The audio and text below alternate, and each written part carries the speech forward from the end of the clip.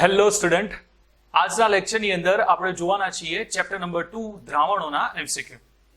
MCQ કઈ રીતે solve કરવા તેની સાથે જ ઓછા સમયની અંદર આપણે એમસીક્યુ કેમના સોલ્વ કરી શકીએ છીએ તે આજના લેક્ચરમાં આપણે જોઈશું.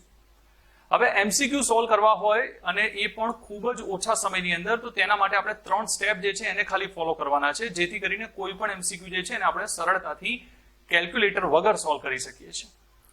એની અંદર 3 સ્ટેપ જે છે એની અંદર ફર્સ્ટ નંબર કે કઈ થિયરીનો કન્સેપ્ટ લાગશે અથવા પછી કયું સૂત્ર જે છે એ લાગુ પડશે. સેકન્ડ નંબર, આપણે ગણતરી જે છે એને નાનામાં નાની કરવાની છે, જેના માટે આપણે શું કરીશું, સંખ્યાને રાઉન્ડ ફિગરમાં લઈ જઈશું. અને થર્ડ નંબર, આપણે જવાબની જેટલું બની શકે તેટલું નજીક પહોંચવાનું છે, કારણ કે આપણી જોડે કેલ્સી નથી, એટલા માટે આપણે એક્યુરેટ આન્સર દરેકમાં લાવી શકીએ તેમ નથી. તો આપણે આન્સરની જેટલા નજીક પહોંચી જઈશું તેના લીધે આપણને સચોટ આન્સર જે છે એ મળી જશે. અને આ 3 સ્ટેપને આધારે જ તમે એમસીક્યુ જે છે સરળતાથી સોલ્વ કરી શકો છો. તો સ્ટાર્ટ કરીએ છીએ આપણે આજનો વિડીયો, જેની અંદર એમસીક્યુ કઈ રીતે સોલ્વ કરવા તે જોઈશું.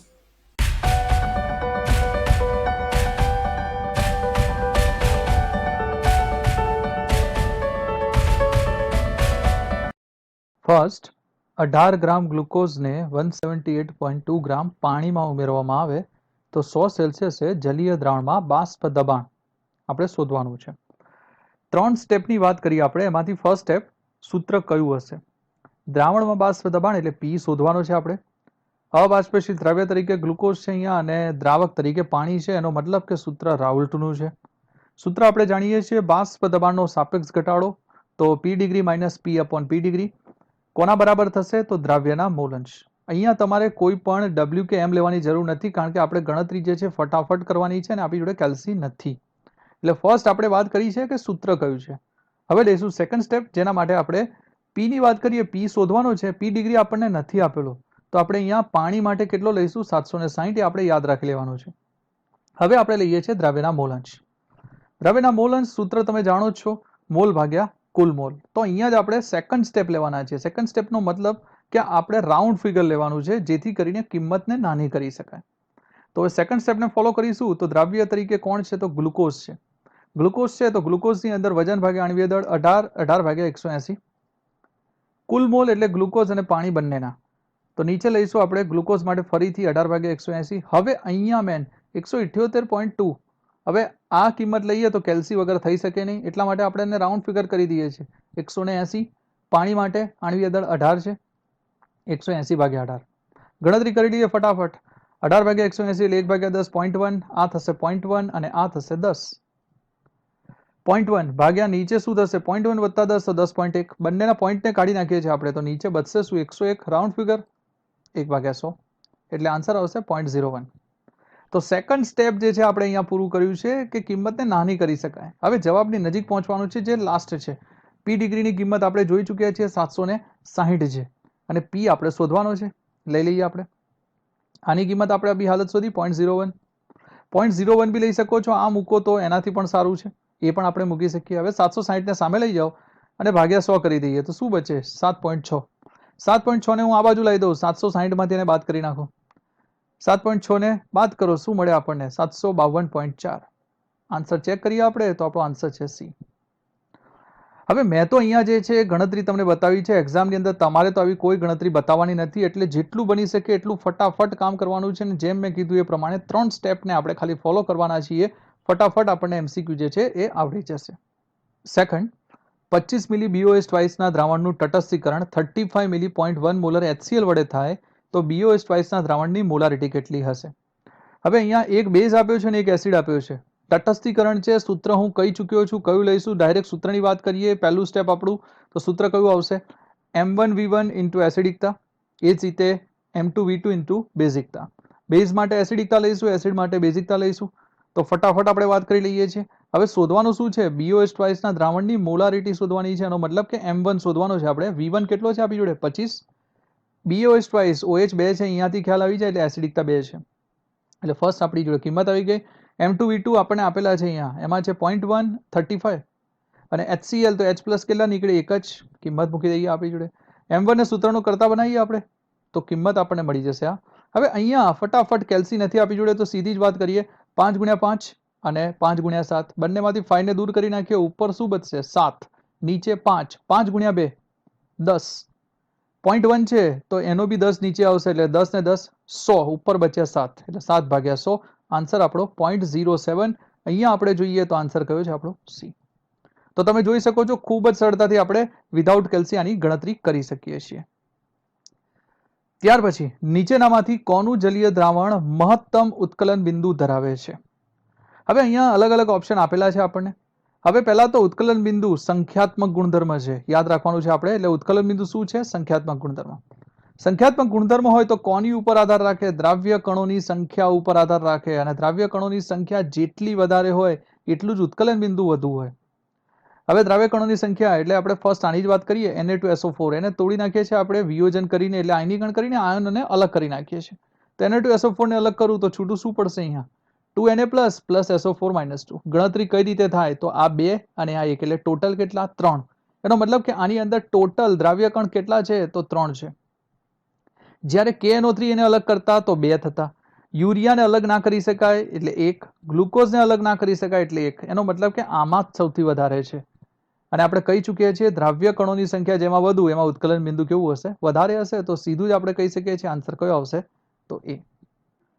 હવે જો સમાન દ્રાવકમાં 5.25% WV પદાર્થનું દ્રાવણ 1.5% WV યુરિયાના દ્રાવણ સાથે આઇસોટોનિક છે. આઇસોટોનિકનો મતલબ અભિસરણ દબાણ સમાન હોય. યુરિયા માટે આણ્વીય દળ જાણીએ છીએ 60, અને પદાર્થ જે છે તે દ્રાવક ઉમેર્યો છે એના માટે આપણે શોધવાનું છે. હવે પહેલા તો આઇસોટોનિક. આઇસોટોનિક એટલે શું? મેં કીધું એ પ્રમાણે સમાન અભિસરણ દબાણ. પાઈ લઈ લઈએ તો π1 બરાબર π2. હવે એની અંદર R અને T તો અચળ જ હોય છે, પરંતુ V પણ અચળ હશે અહીંયા. કેમ? કારણ કે WV એટલે 100 ml જ હશે બંનેમાં. તો સૂત્ર શું થશે? W1 RT upon M1V એ જ રીતે W2 RT upon M2V. RT/V તો બંનેમાં ગયા. W1 તો આપણી જોડે છે 5.25 ગ્રામ. M1 શોધવાનો છે. W2 જે છે 1.5 ગ્રામ અને M2 જે છે 60 છે આપણી જોડે. તો કિંમત જે છે એ આપણે લઈ લઈએ છીએ અહીંયા 5.25 ભાગ્યા M1, 1.5 ભાગ્યા 60. M1 ને સૂત્રનો કરતા બનાવીએ આપણે. તો M1 બરાબર શું આવશે? 5.25 ગુણ્યા 60 ભાગ્યા 1.5. 1.5 છે, 10 ને હું ઉપર લઈ જાઉં તો 52.5, અને 15 ચોક 60, એનો મતલબ અહીંયા 4 બચશે. 52.5 ગુણ્યા 4. હવે 52.5 ગુણ્યા 4 કરી દઈએ, આન્સર આપણને મળી જશે 210 ગ્રામ પર મોલ. આન્સર ચેક કરીએ આપણે અહીંયા, તો આન્સર આપણને મળી રહ્યો છે એ છે ડી. 300 કેલ્વિન ઇથાઇલ આલ્કોહોલ અને પ્રોપાઇલ આલ્કોહોલના મિશ્રણનું બાષ્પ દબાણ. એનો મતલબ આપણને શું આપ્યું છે? પી ટોટલ આપી દીધું છે આપણને. પ્રોપાઇલ આલ્કોહોલનું બાષ્પ દબાણ 200 મિલીમીટર, એટલે કે પી ડિગ્રી આવી ગયું. જો ઇથાઇલ આલ્કોહોલના મોલ અંશ 0.6 હોય તો સમાન તાપમાને બાષ્પ દબાણ શું હશે? એટલે હવે આપણે બાષ્પ દબાણ જે છે એ શોધવાનું છે. સૂત્ર તો આપણે જાણી ગયા પી ટોટલને આધારે, પી ડિગ્રી એ ઇન્ટુ એક્સ વાળું. તો સૂત્રની જ વાત કરીએ સીધી. પી ટોટલ બરાબર શું? P degree A into X plus P degree B into X B. હવે કિંમતને આધારે જોઈએ તો પી ટોટલ છે આપણી જોડે, જે કિંમત છે એને આધારે જ આપણે પહેલા તો વાત કરી લઈએ, અને પી ડિગ્રી બી આપણે શોધવાનું છે. હવે એકના મોલ અંશ છે 0.6. હવે મોલ અંશનો સરવાળો આપણે જાણીએ છીએ 1 હોય. 1.6 છે તો બીજું કેટલું હશે? 0.4. કિંમતો લઈ લઈએ પી ટોટલથી. તો પી ટોટલ કેટલું? પહેલા 290. પી ડિગ્રી એ 200.4. 0.4 કઈ રીતે લીધું છે આપણે? ઇથાઇલ આલ્કોહોલ 0.6 છે, એનો મતલબ આ 0.4 હશે. કોના માટે લઈ રહ્યા છે આપણે? પ્રોપાઇલ માટે. પ્રોપાઇલ આલ્કોહોલનું બાષ્પ દબાણ 200 છે, એટલે એ જ્યારે 200 હશે ત્યારે 0.4. પી ડિગ્રી બી કોના માટે શોધવાનું છે? ઇથાઇલ આલ્કોહોલ માટે. એનો એક્સ બી તો જાણીએ છીએ 0.6 છે. હવે પી ડિગ્રી બી ને સૂત્રનો કરતા બનાવીએ. 200 ગુણ્યા 0.4 કેટલા થાય? 80. 80 ને સામે લઈ જાઓ તો આમાંથી માઇનસ થશે અને ભાગ્યા 0.6. 290 માઇનસ 80 210. 0.6 છે, 10 ને ઉપર લઈ જાઓ શું થઈ જશે? 2100. 2100 ભાગ્યા 6, ભાગાકાર બહુ જ ઇઝી છે, કેલ્સીની કોઈ જરૂર નથી અહીંયા. 350. આન્સર ચેક કરીએ આપણે તો એ 350 સીધો જ મળી રહ્યો છે આપણને. એનો મતલબ કે આપણો આન્સર એ છે. હવે જો Na2SO4 નો વિયોજન અંશ આલ્ફા વોન ટોપ અવયવ આઈ અણુભારની ગણતરી માટે કઈ રીતે વાપરાય? હવે આઈ જે છે એનું સૂત્ર જે છે એ આપણે અહીંયા લેવાનું છે. તો આઈનું સૂત્ર શું થઈ શકે છે? તો એના માટે Na2SO4 જે છે એનું વિયોજન કરી નાખીએ. તો Na2SO4 માંથી બે વસ્તુ છૂટી પડશે, 2Na પ્લસ અને SO4 -2. સંતુલન ચેપ્ટરને યાદ કરો, જેને આધારે આપણે જોઈશું. તો પ્રારંભિક મોલ આ કેટલા હશે તો 1 મોલ, ત્યારે આ બંને કેવા હશે 0 0, શરૂઆતની વાત છે. અંતિમ મોલ એટલે વિયોજન પામ્યા પછી વિયોજન કેટલું થઈ રહ્યું છે તો વિયોજન અંશ આલ્ફા છે. એનો મતલબ કે આ આલ્ફા જેટલો ઓછો થશે ત્યારે આ બંને આલ્ફા જેટલા વધશે. તો આ શું થશે 1 માઇનસ આલ્ફા, આના માટે 2 છે તો અહીંયા શું લઈશું 2 આલ્ફા, આના માટે આલ્ફા. કિંમત આપણી જોડે આવી ગઈ છે. આઈ નું મૂલ્ય આપણે અંતિમ મોલ જે લીધા છે એનો સરવાળો કરી લઈશું ભાગ્યા 1. 1 જે છે નહીં મૂકીએ તો કોઈ ફરક નથી પડવાનો, કારણ કે દરેક વખતે પ્રારંભિક મોલ તો 1 જ રહેવાના છે. એટલા માટે આપણે આઈ ની વાત કરીએ તો આઈ બરાબર આ ત્રણેયનું total 1 minus alpha plus 2 alpha અને આલ્ફા. આલ્ફા ને આલ્ફા જતા રહ્યા તો બચ્યું શું 1 પ્લસ 2 આલ્ફા. 1 પ્લસ 2 આલ્ફા આપણે આન્સર જોઈ શકીએ છીએ. આન્સર કયો છે તો આન્સર ડી છે. હવે આવે છે નિર્બળ એસિડ HX ના 0.2 મોલલ જલીય દ્રાવણમાં આયનીકરણ અંશ 0.3 છે. પાણી માટે KF આપી દીધો છે 1.85. તો દ્રાવણનું ઠારણ બિંદુ કોની નજીક હશે? હવે અહીંયા આપણે જોઈએ તો HX આપી દીધું છે આપણને, મોલલ એટલે મોલાલિટી પણ આપી દીધી છે. આયનીકરણ અંશ આલ્ફા હમણાં જ વાત કરી ચૂક્યા છીએ, તો પહેલું કામ તો એક જ કરીશું, હમણાં કર્યું હતું એ જ. HX જે છે એને આપણે વિયોજિત કરી દઈએ તો HX માંથી છૂટું શું પડશે H પ્લસ અને X માઇનસ. ફરીથી પ્રારંભિક મોલ 1, ત્યારે આ બંને કેવા 0 0. અંતિમ મોલ હવે ત્યાં 1 માઇનસ આલ્ફા લીધું હતું, અહીંયા આલ્ફાની કિંમત છે આપણી જોડે 0.3, તો માઇનસ 0.3 કરીશું ત્યારે આ બંને 0.3 જેટલા વધશે. 1 માઇનસ 0.3 તો આ 0.3 અને 0.3. આઈની કિંમત હવે અહીંયાથી મળી જાય તો આઈ બરાબર શું થશે તો આઈને આધારે આપણે ત્રણેયનું ટોટલ લઈ લઈએ તો 1 માઇનસ 0.3, 0.3 અને 0.3. માઇનસ અને પ્લસ ગયા, આ પ્લસ 0.3 આમાં ઉમેરાશે એટલે આઈની કિંમત મળી જશે એ છે 1.3. હવે આપણે દ્રાવણનું ઠારણ બિંદુ લેવું હોય એટલે કે અહીંયા TF શોધવાનું છે અને TF માટે શું જોઈએ ડેલ્ટા TF. તો ડેલ્ટા TF નું સૂત્ર આપણને ખબર હોવી જોઈએ I સાથેનું. તો સૂત્ર શું થશે અહીંયા ડેલ્ટા TF બરાબર I into KF into M. I ની કિંમત આપણી જોડે આવી ગઈ 1.3. KF આપણને આપેલો છે યસ કેટલો છે 1.85. M નું મૂલ્ય આપણને આપેલું છે 0.2. તો આપણે કિંમત મૂકી દઈએ. હવે અહીંયા ધ્યાન રાખવાનું છે, નાની કિંમત બતાવવાની છે આપણે. કેલ્સી છે ને આપણી જોડે તો આપણે શું કરીશું, પહેલું કામ 1.3 અને આ 0.2 છે એટલે હું અહીંયા 13 લઈ લઉં તો 13 ગુણ્યા 2 કેટલા થાય 26. એટલે આપણને અહીંયા ખબર પડી જાય કે પહેલા તો 26 આવવાના છે, સાથે 1.85 છે. હવે અહીંયા એમ સમજી લો કે આ 26 છે અને 1.85. 1.85 કોની નજીક છે 2 ની નજીક, એટલે 26 દુ 52. પરંતુ આ પરફેક્ટ 2 નથી, 2 થી ઓછું છે એટલે હું જે જવાબ મળે એને ઓછો કરી દઉં. તો 26 ગુણ્યા 2 કરીએ તો 52 મળે. 52 જે છે એને હું થોડો ઓછો કરી દઉં છું તો હું 50 કરી દઉં છું. અને જ્યારે આને સોલ્વ કરીએ આપણે તો એ કિંમત શેમાં મળે છે 500 માં, એટલે કે પોઈન્ટને આધારે. એટલે આપણને અહીંયા કિંમત પોઈન્ટને આધારે જોઈએ તો 0.500 મળી જાય છે. હવે 0.500 મળી ગયું આપણને, તેનો મતલબ કે જો મારે હવે ઠારણ બિંદુ લેવું હોય તો હું લઈ શકું છું. શું કરવાનું છે, ફક્ત મારે 0 માંથી બાદ કરવાનું છે ને, તો ઠારણ બિંદુ લઈશું તો શું આવશે 0 માઇનસ 0.500. તેનો મતલબ આન્સર શું આવશે માઇનસ 0.500 સેલ્સિયસ.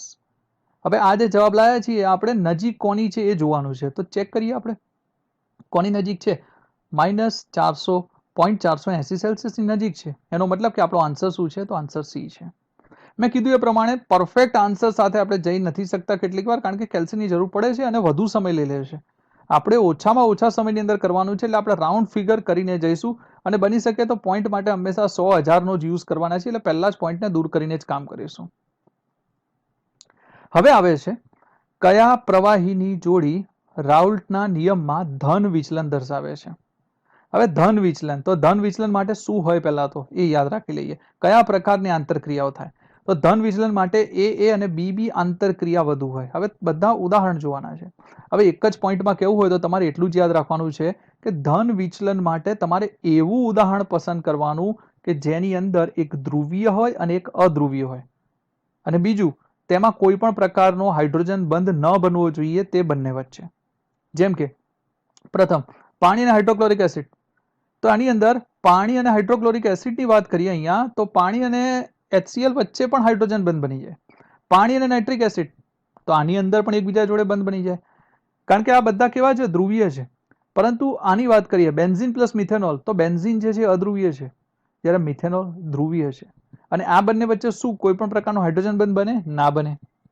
હવે એસિટોન ને ક્લોરોફોર્મ એ તો તમે જાણો છો થિયરીને આધારે આમાં હાઇડ્રોજન બંધ બને છે. એનો મતલબ આ બધામાં એક જ એવું છે જેમાં હાઇડ્રોજન બંધ નહીં બને, એવા કયા છે બેન્ઝીન ને મિથેનોલ. એનો મતલબ A અને B પ્રકારની ક્રિયાવિધિ નથી આ, પણ કઈ છે A અને B. બેન્ઝીન બેન્ઝીન સાથે અને મિથેનોલ સાથે સારી રીતે જોડાશે. એનો મતલબ કે જો આન્સર ચેક કરીએ આપણે તો આન્સર કયો મળશે આપણને? બી. પદાર્થના બે દ્રાવણો નીચે મુજબ મિશ્ર કરવામાં આવે છે. 480 મિલી 1.5 મોલર પ્રથમ દ્રાવણ અને 520 મિલી 1.2 મોલર દ્વિતીય દ્રાવણ. અંતિમ દ્રાવણની મોલારિટી શું હશે? ખૂબ જ ઇઝી છે. આ પ્રકારના દાખલા તમે જાણતા જ હશો. ફક્ત એક જ સૂત્ર M1V1 M2V2 બરાબર MV. સૂત્રની વાત કરી દઈએ આપણે પ્રથમ તો સૂત્ર કયું આવશે? M1V1 પ્લસ M2V2 બરાબર MV. આ પ્રથમ માટે, આ દ્વિતીય માટે અને આ મિશ્ર માટે. મિશ્રમાં આપણે શું શોધવાનું છે? M. કિંમત લઈ લઈએ આપણે તો M1V1 480 ગુણ્યા 1.5, M2V2 520 ગુણ્યા 1.2 અને M આપણે શોધવાનો છે V ટોટલ 480 વત્તા 520 એટલે કેટલા આવશે? 1000 ગુણ્યા M. હવે મેન કામ આપણું શું છે? તો આપણે આને નજીકમાં નજીક પહોંચવાનું છે. કેલ્સી નથી એટલે ફટાફટ આપણે આને ગણતરી કરી શકીએ તે રીતે. તો હવે એના માટે આપણે શું કરીશું? પ્રથમ તો અહીંયા એવું કામ કરું છું, 480 આપણને અહીંયા જોવા મળી રહ્યા છે. પહેલા પોઈન્ટને દૂર કરી નાખીએ આપણે. પોઈન્ટને દૂર કરીએ તો 1.5 ને હું 15 કરી દઉં તો 10 અને 0 જતા રહેશે. એ જ રીતે અહીંયા પણ 10 અને 0 એટલે બચ્યું શું? 48 અને 52. 48 ને હું 50 કરી દઉં અને 52 ને પણ હું 50 કરી દઉં તો શું બચશે અહીંયા? 50 ગુણ્યા 15. અહીંયા શું બચશે? 50 ગુણ્યા 12. અહીંયા 15 પંચા 75 750 અને 12 પંચા 60 એટલે 600. બંનેની કિંમત આપણને મળી જાય તો જોઈ શકો છો તમે અહીંયા. સામે તો આપણી જોડે કિંમત છે જ 1000 ગુણ્યા M. તો હવે એમને સૂત્રનો કરતા બનાવીએ. 750 વત્તા 600 કેટલા થશે? 1350 અને નીચે 1000 તો 1350 ભાગ્યા 1000. તો હવે તો આરામથી આપણે કરી શકીએ છીએ. 0 ને 0 ગયા 135 ભાગ્યા 100 તો આન્સર શું આવશે? 1.35. આપણે આન્સરની નજીક પહોંચી ગયા છીએ. હવે આપણે ચેક કરીએ આન્સર કોની નજીક પહોંચ્યા છીએ આપણે તો 1.344. એનો મતલબ કે આપણો આન્સર ડી છે. તો વિધાઉટ કેલ્સી આપણે બહુ સરળતાથી ગણતરી કરી શકીએ. હવે સમાન દ્રાવકમાં સમઆણવીય દ્રાવણો. હવે સમાન દ્રાવકની વાત કરીએ તો સમાન દ્રાવકની અંદર સમાન આણવીય દ્રાવણ. હવે જ્યારે સમાન આણવીય દ્રાવણ હશે એનો મતલબ શું થાય? દ્રાવ્ય કણોની સંખ્યા પણ કેવી હશે? સમાન.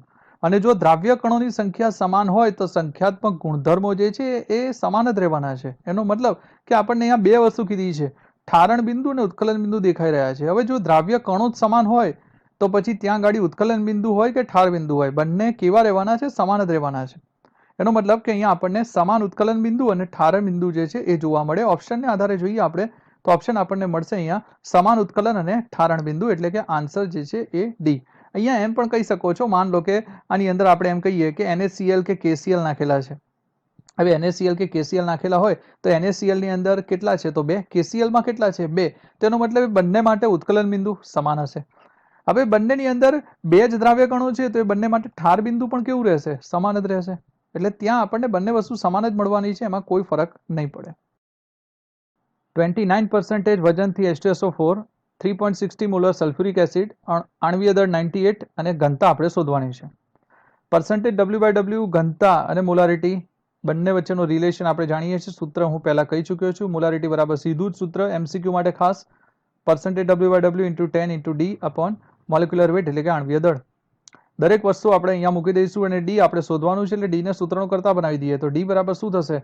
પહેલા મોલારિટી 3.60 અને આણવીય દળ એના ગુણાકારમાં અને રીતે પર્સન્ટેજ W/W અપોન 10. મેન કામ અહીંયા છે, કેલ્સી નથી તો આપણે આની ગણતરી કેમ ના કરીશું? મેં કીધું એ પ્રમાણે રાઉન્ડ ફિગરમાં આપણે જવાનું છે. 98 એટલે કે 98 જે છે એને 100 લઈ લઈએ, 29 છે એને 30 લઈ લઉં તો અહીંયા મને શું મળી જશે? 3.60 100 ને નીચે કેટલા થઈ ગયા? 300. હવે અહીંયા જોઈ શકો છો 100 ને 300 નીચે 3 બચશે. 3.60 અપોન 3 1.2. ચેક કરી લઈએ અહીંયા કયો આન્સર છે તો 1.22. એનો મતલબ આન્સર સી છે.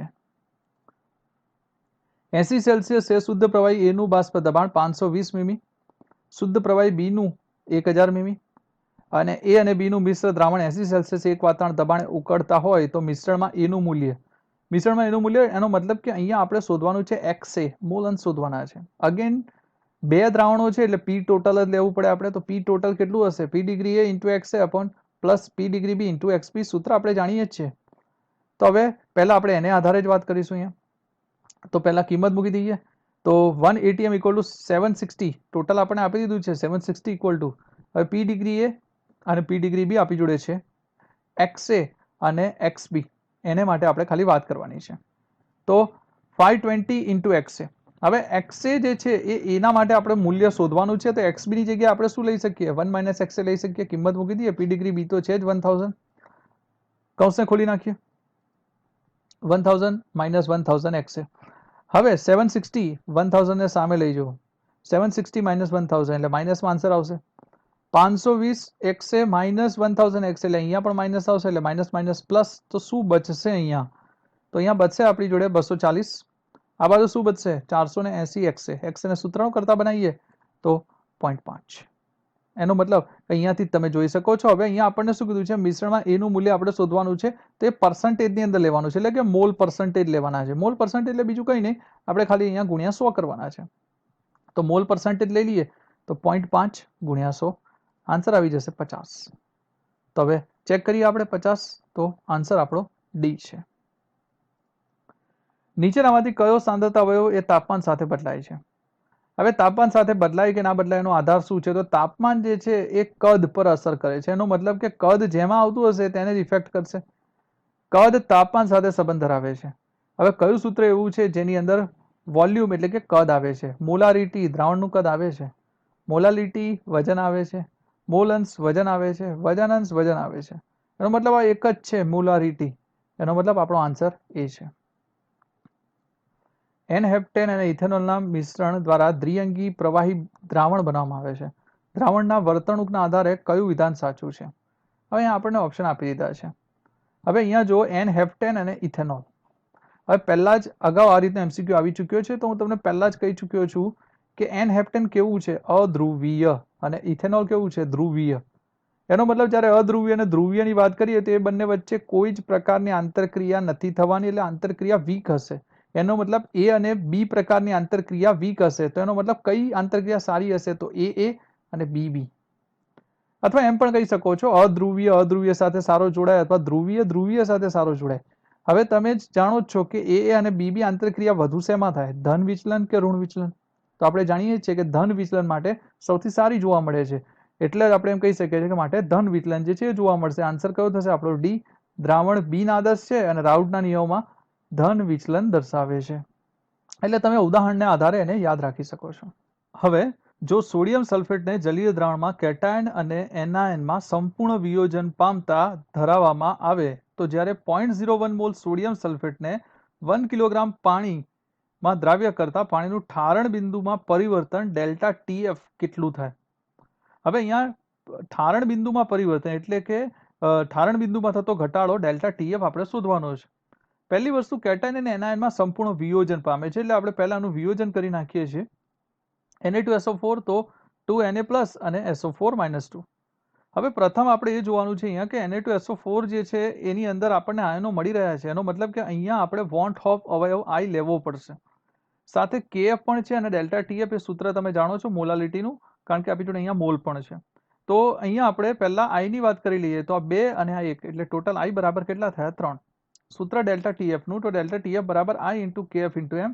I ની વેલ્યુ છે 3, KF ની વેલ્યુ પણ છે, M ની વેલ્યુ નથી. મોલાલિટી તમે જાણો છો, મોલ પર કેજી. કેજી કોના લેવાના છે? દ્રાવકના. દ્રાવક આપણને આપેલો છે અહીંયા, તો આપણે એ લઈ શકીએ છીએ. તો વેલ્યુ આપણે લઈ લઈએ મોલાલિટીની પહેલા, તો 0.01 મોલ અને 1 kg એટલે ભાગ્યા 1, તો મોલાલિટી કેટલી આવી ગઈ? 0.01. તો હવે આપણી જોડે ત્રણેયની કિંમત છે, કિંમત આપણે અહીં અંદર મૂકી દઈએ. તો ડેલ્ટા TF બરાબર શું થશે? 3 × 1.86 0.01. 0.01 એનો મતલબ કે શું છે? 1/100 જ છે, 1.86. હવે ગણતરી તમે કરી પણ શકો છો. વધુ આસાન બનાવી હોય તો શું કરીએ આપણે આને? 1.86 છે, આને હું 1.9 લઈ લઉં. 1.9 પોઈન્ટ કાઢી લો એટલે 19, 19 તરી 57 એટલે 57 અને પાછળ 0 એટલે 570. તો ગણતરીને આધારે દર્શાવો તો મને શું મળે? 570/10,000. પોઈન્ટને લઈ લઈએ તો આપણને આન્સર મળી જશે અહીંયા 0.0570. તો મને આન્સર આ મળી જાય છે. હવે આ આન્સર કોની નજીક છે આપણે ચેક કરી લઈએ. તો A, B, C અને D માં જો C માં આપણને જોવા મળી રહ્યો છે 0.0558. એનો મતલબ આપણો આન્સર જે છે એ C છે. STPA 0.3 DMQ પાણીમાં 0.01 ગ્રામ યુરિયા ઉમેરવામાં આવે તો દ્રાવણમાં યુરિયાની મોલાલિટી કેટલી થાય? હવે મોલાલિટી શોધવાની છે આપણે. તો મોલાલિટી માટે પહેલા તો શું જોઈએ આપણે? તો અહીંયા વજન હોવું જોઈએ દ્રાવકનું, કારણ કે દ્રાવકનું વજન બહુ મહત્વનું હોય છે એના માટે. તો પહેલા આપણે એસટીપીએ પાછી વાત કરી છે. તો એસટીપીએ પહેલા પાણી માટે વાત કરીએ તો પાણી માટે પહેલા ઘનતાની વાત કરી લઈએ આપણે. તો એસટીપીએ H2O ની ઘનતા કેટલી હોય તો આપણે જાણીએ છીએ 1 ગ્રામ પર ml. હવે એને આધારે એનું કદ કાઢવું હોય તો તમે કદ કાઢી શકો છો. તો H2O નું કદ કેટલું થશે? અહીંયા 0.3 આપી દીધા છે અને DMQ માં છે. એનો મતલબ ઇન્ટુ 1000 કરું છું તો 0.3 ઇન્ટુ 1000 તો મને ml માં મળી જશે 300 ml. હવે આપણે જાણીએ છીએ કે એની ઘનતા તો એક છે, એનો મતલબ એના ml પણ સરખા હોય અને ગ્રામ પણ સરખા હોય. તો પછી H2O નું વજન બી એટલું જ થશે. કેટલું? તો 300 ગ્રામ.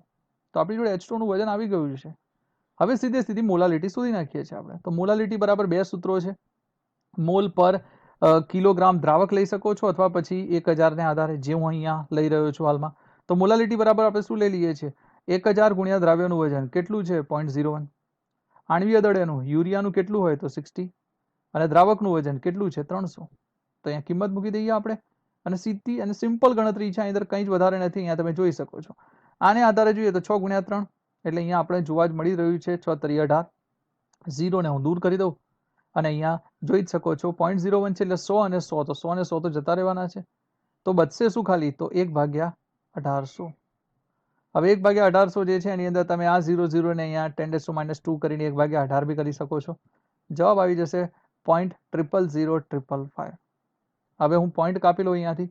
આ પોઈન્ટ છે તો 1 2 3 અને 4 10⁻4 કરું ત્યારે 5.55. આન્સર ચેક કરીએ આપણે તો આપણો આન્સર છે આ એટલે કે બી.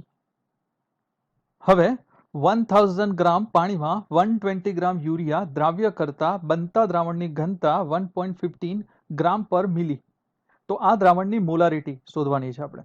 હવે જાણીએ છીએ મોલારિટી શોધવી હોય તો દ્રાવણનું કદ જોઈએ અને દ્રાવણનું કદ શોધવા માટે ઘનતા આપણને આપી દીધી છે, પરંતુ ઘનતા બરાબર દળ ભાગ્યા કદ હોય તો આપણે દળ જોઈએ. એનો મતલબ કે પહેલા આપણે દ્રાવણનું દળ લેવું પડશે. એના માટે આપણી જોડે દ્રાવ્ય અને દ્રાવક ઓલરેડી છે જ અહીંયા. તો પહેલું જ કામ આપણે એ જ કરીશું. તો પહેલા દ્રાવણનું વજન લઈ લઈએ. કેટલું? 1000 પ્લસ 120 એટલે થઈ જશે 1120 ગ્રામ. એટલે દ્રાવણનું વજન આવી ગયું છે. હવે આપણે લઈએ ઘનતાને આધારે દળ ભાગ્યા કદ. તો કદ બરાબર શું થશે? તો આપણે ડાયરેક્ટ દ્રાવણનું કદ લઈ રહ્યા છીએ. બંનેની કિંમત 1120 ભાગ્યા 1.15. 1.15 આપણી જોડે છે અહીંયા ઘનતા, તે જ મૂક્યું છે આપણે. હવે અહીંયા શું કરીએ છીએ આપણે? પહેલા તો આના પોઈન્ટને કાઢી નાખીએ એટલે અહીંયા નીચે 100 બચશે. 100 જે છે અહીંયા ઉપર જશે. 0 ને પણ હું સાથે લઈ લઉં એટલે 1000 થઈ જશે. તો બચશે શું અહીંયા? 112. હવે હું એને શું કરી દઉં છું? 110 કરી દઉં છું અને આને પણ 115 છે એને પણ હું 110 કરી દઉં છું ગણતરીને સરળ બનાવવા માટે. તો આપણે બેને 110 ઇન્ટુ 1000 તો 1000 ml આવી ચૂક્યું છે દ્રાવણનું કદ. હવે લઈ લઈએ મોલારિટીનું સૂત્ર. મોલારિટી 1000 દ્રાવ્યનું વજન જાણીએ છીએ આપણે કેટલું છે? 120. આણ્વીય દળ કેટલું છે? 60 અને દ્રાવણનું કદ કેટલું આવ્યું? 1000. કિંમત મૂકી દઈએ આપણે. 1000 કટ થઈ ગયા. 120/60 તો જવાબ આવશે 2. તો હવે આ 2 કોની નજીક છે? તો પ્રથમ જ જોઈ શકીએ છીએ આપણો આન્સર 2.05. અહીંયા આપણે બીજે બી ચેક કરી શકીએ છીએ. જો આન્સર નજીક હોય તો થોડું વધારે એક્યુરેટ થવું પડે, પણ અહીંયા આન્સર હંમેશા દૂર જ હોય છે. મોસ્ટ ઓફ ધી જેટલા બી MCQ તમે જોશો એની અંદર આન્સર જે છે એ રીતના જ સેટ કરેલા હશે જેથી કરીને તેની અંદર વેરિએશન તમને જોવા મળશે. તો તમે સરળતાથી કહી શકો છો કે આન્સર કયો છે? તો આપણો આન્સર છે એ. હવે પાણી માટે KF બરાબર 1.86 કેલ્વિન કિલોગ્રામ પર મોલ. જો તમારું વાહનનું રેડિએટર 1 કિલોગ્રામ પાણી ધરાવે તો દ્રાવણનું ઠારણ બિંદુ -2.8 સે જેટલું ઘટાડવા માટે કેટલું ઇથિલિન ગ્લાયકોલ ઉમેરવામાં આવે? પહેલા તો સૂત્રની વાત કરીએ આપણે. કઈ કઈ વસ્તુઓ જોવા મળી રહી છે? KF મળી ગયો અહીંયા. દ્રાવણનું ઠારણ બિંદુ એટલે કે TF અહીંયા છે અને TF ઉપરથી શું મળી જાય? તો ડેલ્ટા TF. એનો મતલબ કે આપણે કયું સૂત્ર લેવાના છીએ અને શું કરવાના છીએ અહીંયા. બીજું ઇથિલિન ગ્લાયકોલ જે છે એ આપણે શોધવાનો છે કેટલો ઉમેરવામાં આવે. એનો મતલબ કે દ્રાવ્યનું વજન છે. તો ડેલ્ટા TF નું સૂત્ર જે છે એનો યુઝ કરવાના છીએ આપણે અહીંયા. તો લઈ લઈએ છીએ આપણે અહીંયા ડેલ્ટા TF. ડેલ્ટા TF બરાબર સૂત્ર KF સાથેનું આપણે જાણીએ જ છીએ. તો સૂત્ર છે KF into 1000 into W2. W2 દ્રાવ્યનું વજન છે, દ્રવ્યનું આણ્વીય દળ છે અને દ્રાવકનું વજન છે. હવે પહેલી વાર ડેલ્ટા TF ક્યાંથી મળે? તો આપણે જાણીએ છીએ ઠારણ બિંદુ જે છે એ માઇનસમાં હોય તો ડેલ્ટા TF શેમાં હોય? પ્લસમાં હોય. તો -2.8 ની જગ્યાએ ડેલ્ટા TF કેટલું થઈ જશે? 2.8. KF નું મૂલ્ય 1.86 છે આપણી જોડે. W2 તો શોધવાનું છે આપણે, ઇથિલિન ગ્લાયકોલનું વજન. અને M2 કેટલો થશે એના માટે? તો ગણતરી કરી શકીએ છીએ 62 જેટલો મળે છે આપણને. અને W1 કેટલો છે? 1 કિલોગ્રામ એટલે આપણે લઈશું 1000 ગ્રામ. વેલ્યુ મૂકી દઈએ અહીંયા 2.8. અને એ જ રીતે સામે વેલ્યુ આવી ગઈ. W2 ને સૂત્રનો કરતા બનાવીએ, અહીંયા જોઈ જ શકો છો 1000 તો પહેલા જ કટ થઈ જાય છે. તો હવે W2 ને સૂત્રનો કરતા બનાવીએ તો આપણને મળી જશે 2.8 × 62 1.86. આને સરળ બનાવવું છે તો આપણે રીત જોઈ જ ચૂક્યા છીએ, એ જ રીતનો આપણે યુઝ કરવાનો છે. બીજી એક વસ્તુ એ યાદ રાખવાની છે, એકને વધારો તો બીજાને ઓછું કરવાનું, જેથી કરીને સમતુલિત આપણને ગણતરી મળી શકે. તો 2.8 ને હું 3 કરી દઉં તો પછી 62 ને હું 60 કરી દઈશ. તો આપણને અહીંયાથી જ ગણતરી કરીને બહુ આસાનીથી મળી શકે. અને 1.86 છે તો હું એને રાઉન્ડ ફિગર લઈ લઉં છું 2, એટલે 3 × 60/2. તો ગણતરી કરીએ તો આન્સર મળે છે 90 ગ્રામ. ચેક કરીએ આપણે તો જોઈ શકાય છે 93 છે. હવે 90 ની આજુબાજુ અહીંયા કોઈ જવાબ તમને જોવા નથી મળી રહ્યો. જો નજીક કોઈ જવાબ મળતો હોય 93 ની આજુબાજુ તમને એવો મળી જાય કે 92.5 સમથિંગ, તો પછી તમારે એક્યુરેટ જવું પડે. પણ આ કિસ્સાની અંદર એટલી જરૂરિયાત નથી. તો આપણે જોઈ શકીએ છીએ કે આપણો આન્સર કયો છે, તો આન્સર સી છે. કેન શુગરનું 5% W/V દ્રાવણ એ અજ્ઞાત દ્રાવ્યના 1% W/V દ્રાવણ સાથે આઇસોટોનિક થાય છે. હવે આ રીતના MCQ ઓલરેડી આપણે જોઈ ગયા. આઇસોટોનિકનો મતલબ શું થાય તમે જાણો છો, અને આપણે અણુભાર જે છે એ શોધવાનો છે. તો π1 = π2 આઇસોટોનિકનો મતલબ આપણે અગાઉ કહી ચૂક્યા છીએ, અભિસરણ દબાણ સમાન થવાના છે. પાઈનું સૂત્ર WRT/mv. હવે ફરી એકવાર બંનેમાં V તો સેમ જ હશે. W/V છે એનો મતલબ કે 100 ml જ હોવાના, એટલે V સમાન છે. R અને T તો ઓલરેડી અચળ હોય છે, એનો મતલબ RT/V તો અચળ થઈ ગયા, W અને M જ અલગ થવાના છે. એટલે W1 RT/M1V, એ જ રીતે W2 RT/M2V. હવે RT/V તો ગયા. હવે આની જ કિંમત આપણે મૂકવાની છે. W1 એટલે 5 ગ્રામ, M1 છે એનો 342, W2 એટલે 1 અને M2 આપણે શોધવાનો છે. કિંમત મૂકી દઈએ આપણે. M2 ને સૂત્રનો કરતા બનાવીએ તો 342/5. એકદમ સિમ્પલ ભાગાકાર છે અને આપણો આન્સર આવી જશે 68.4. આન્સર ચેક કરીએ તો એક્ઝેક્ટલી આપણને આન્સર મળી જાય છે. એનો મતલબ કે આન્સર આપણો સી છે. હવે આવે છે બેન્ઝીન અને ટોલ્યુઇન આદર્શ દ્રાવણ બનાવે છે. 20 સેલ્સિયસ તાપમાને બેન્ઝીન એ અને ટોલ્યુઇન બી ના બાષ્પ દબાણ અનુક્રમે આપણને આપી દીધા છે. બંનેના છે, બેન્ઝીન અને ટોલ્યુઇન. 78 ગ્રામ બેન્ઝીન લીધો છે અને 46 ગ્રામ ટોલ્યુઇન ધરાવતા દ્રાવણમાં બેન્ઝીનનું આંશિક બાષ્પ દબાણ. હવે અહીંયા ઘણી બધી વસ્તુ આપી છે, પણ ફોકસ એક જ વસ્તુ પર હોવું જોઈએ કે દ્રાવણમાં બેન્ઝીનનું આંશિક બાષ્પ દબાણ ખાલી શોધવાનું છે. એનો મતલબ ખાલી બેન્ઝીન ઉપર ફોકસ કરીશું. સૂત્ર તમે જાણો છો કે રાઉલ્ટના નિયમ પ્રમાણે કે P1 બરાબર શું થાય, તો P1 ડિગ્રી ઇન્ટુ x1. એ જ રીતે P બેન્ઝીન લઈ લઈએ તો એના માટે પણ same P degree benzene into x benzene. તો આપણે પહેલું કામ કરીશું એ છે બેન્ઝીનના મોલ અંશ લઈ લઈએ. તો બેન્ઝીનના મોલ અંશ માટે મોલ અંશનું સૂત્ર મોલ ભાગ્યા કુલ મોલ. તો બેન્ઝીનના મોલ લઈ લઈએ. બેન્ઝીન કેટલો આપ્યો છે આપણને 78 ગ્રામ, અને જો બેન્ઝીનનું આણ્વીય દળ લઈએ તો એ પણ 78 છે. એનો મતલબ 78/78. નીચે ટોટલ તો બેન્ઝીનના મોલ તો ફરીથી એના જ આવશે 78/78. ટોલ્યુઇન 46 આપેલો છે. ટોલ્યુઇન બેન્ઝીન ઉપર CH3, જો એનું આણ્વીય દળ લઈએ તો એ 92 મળે છે. એનો મતલબ 46/92. ગણતરી બહુ જ ઇઝી દેખાઈ રહી છે તમને. 78/78 એટલે 1 થઈ જશે, આ પણ 1 થશે અને આ થઈ જશે 1/2 એટલે કે 0.5. એટલે 1/1 + 0.5. 1 તો એમના એમ જ છે. 1 + 0.5 કેટલા થાય 1.5. 1.5 માંથી પોઈન્ટ કાઢું એટલે 10 ઉપર જશે, એટલે 10/15. હવે એકદમ આસાન છે 0.66. તો આપણને મળી ગયું છે એ છે મોલ અંશ. હવે લઈ લઈએ છીએ આપણે P વાળું સૂત્ર, એટલે કે બેન્ઝીનનું આંશિક બાષ્પ દબાણ, એટલે કે P બેન્ઝીન લઈ લઉં છું. તો P બેન્ઝીન બરાબર શું હોય, તો એની અંદર બે જ વસ્તુ, એક તો P ડિગ્રી બેન્ઝીન જે આપ્યું છે આપણને, બેન્ઝીન માટે મૂલ્ય કેટલું આપ્યું 75, અને x તો આપણે ઓલરેડી શોધી લીધો છે 75 × 0.66. હવે આ કિસ્સાની અંદર ગણતરી જો તમે કરી શકતા હોય તો ઠીક છે, નહીતર આને પણ આપણે આસાન બનાવી શકીએ છીએ. કઈ રીતે બનાવીશું? મેં કીધું એ પ્રમાણે એકને ઓછું કરો, એકને વધારો. 75 ને હું શું કરી દઉં છું 70, અને 0.66 છે એમાંથી પહેલા પોઈન્ટને કાઢી નાખીએ તો બચશે શું ખાલી 66. તો હું 66 ને વધારીને 70 કરી દઉં છું, 75 ને ઘટાડીને બી 70 કરી દઉં છું, અને બાકીના જે છે એ પોઈન્ટને હું નીચે લઈ લઉં છું. તો શું મળશે મને 70 × 70/100. હવે 7 અને 7 49. 49 ને આધારે આપણે ખબર પડી જાય છે 0 0 તો જવાના છે. એનો મતલબ કે 49 આપણને મળી રહ્યો છે. હવે આપણો આન્સર ચેક કરીએ કોની નજીક છે. તો ફર્સ્ટ જ આવી રહ્યો છે 50. શું 50 ની આજુબાજુ કોઈ જોવા મળી રહ્યું છે? નથી કોઈ. આ 53.5 છે પણ એ દૂર છે. એનો મતલબ કે આપણો આન્સર જે છે એ A છે. તો આજના લેક્ચરની અંદર આપણે જોયું છે MCQ કઈ રીતે સોલ્વ કરી શકાય, કેલ્સી વગર આપણે સરળતાથી અને ઝડપથી કઈ રીતે MCQ સોલ્વ કરી શકીએ છીએ તે વિશેની આપણે માહિતી લીધી છે. અને આ જ રીતના બીજા વિડીયો જે છે એ પણ તમને મળતા રહેશે. પાર્ટ 1 આપણે આજે જોયું છે, હજુ એના બીજા પણ આપણે પાર્ટ આ જ રીતે જોઈશું, જેની અંદર આ જ રીતના મહત્વના MCQ તમને જોવા મળશે. તો મળીએ છીએ આપણે નેક્સ્ટ લેક્ચરની અંદર. ત્યાં સુધી ઘરે બેસીને પ્રેક્ટિસ કરતા રહો, જેથી કરીને MCQ જે છે એ કેલ્સી વગર તમે વધુ સારી રીતે કરી શકો.